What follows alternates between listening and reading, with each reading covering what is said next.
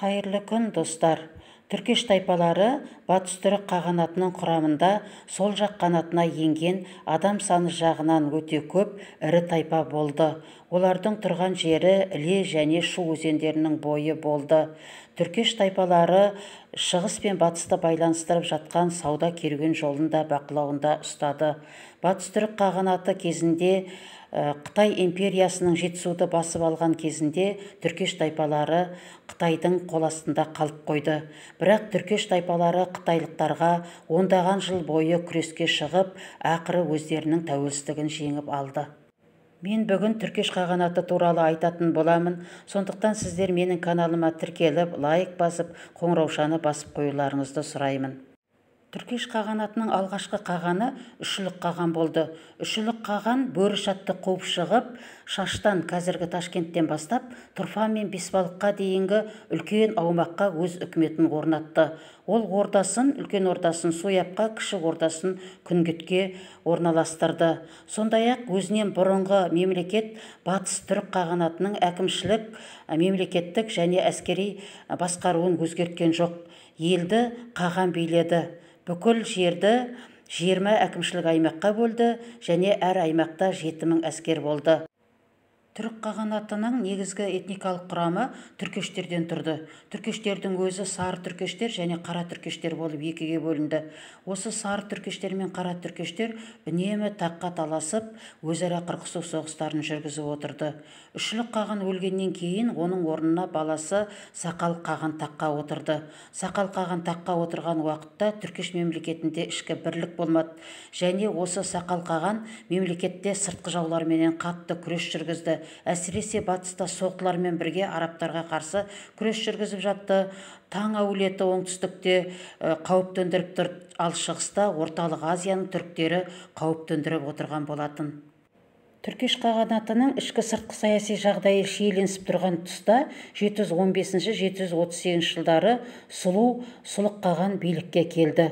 Сұлу қаған үш жақты күрес жүргізген уақытта өзінің тәуелсіздігінен айырылып қалатынын сезді.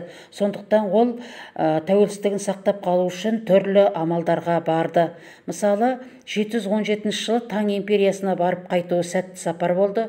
Ол шығыстағы өзіне қауіп төндіріп отырған шығыс түрік қағанаты білгеннің қызына құда түсіп, баласын аяқтандырса, өзі Тибет патшасының қызына үйленді. Сөйтіп, құдандалық арқылы ол шығыстан келетін қауіптің алдын алды. Сұлу қаған айлакер елші, тамаша қолбасшы, ақылды болған. Ол тек қана тәуелсіздікті құдандалық арқылы емес, әскери келісім мен күш біріктіру арқылы да жүзеге асырды.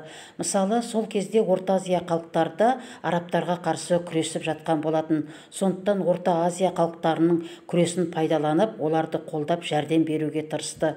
723 жылы, мысалы, Ферғана қарлықтарымен және Шаш тұрғындарымен тізе қосып, түркештер арабтарды оңдырмай жеңеді. Сұлу қаған арабтарға қарсы батыл және жанқиярлықпенен соғысты. Сондықтан арабтар оны Сүзеген Әбу Мұзахим деп те атаған. 737 жылы қаған Тоқарстандағы арабтарды бір жолата талқандау үшін қарлықтармен бірге Тоқарстанға жорыққа шығады. Бірақ көп ұзамай жеңіліп қалады.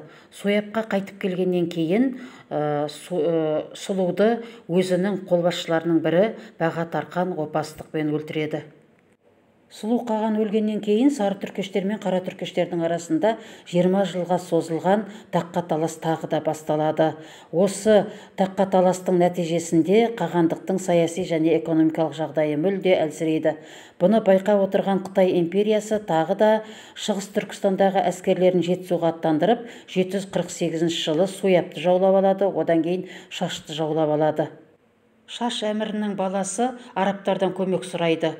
751 жылы Тараз жанындағы Атлақ қаласы түбінде Аббасидтердің әскербасы Зият ибн Салих пен Қытай қолбасшысы Гао Сянжидің арасында орасан зор арпалыс болады. Айқас 5 күнге созылады. Осы кезде Қытайдың ту сыртындағы қарлықтар көтеріліске шығып, арабтар жағына шығып кетеді. Сөйтіп қытайлықтар жеңіледі.